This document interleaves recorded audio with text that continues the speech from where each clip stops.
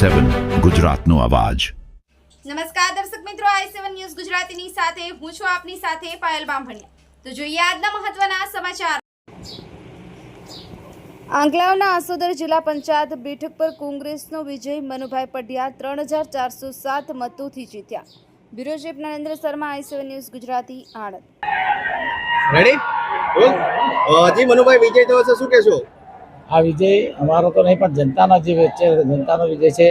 અમારા આસોદર જિલ્લા પંચાયત હોય કે તાલુકા પંચાયત 1 હોય અથવા 2 અને અંબાવ 3નો રિઝલ્ટ આવી ગયો છે। અમે લોકોની વચ્ચે રહીને લોકો જે કામ કર્યું છે એનો વિજય છે, પ્રજાનો વિજય છે। એક પરિવાર તરીકે જે કામ કરેલું એનું પરિણામ છે। 25 વર્ષથી જે લોકો સાથે રહેલા અને લોકોએ જે આશીર્વાદ આપ્યા છે એ બદલ પ્રજાનો અને મત વિસ્તારનો ખૂબ ખૂબ આભાર માનશો હૃદયથી। જીત બાદ પ્રથમ કાર્ય કયું કરશો?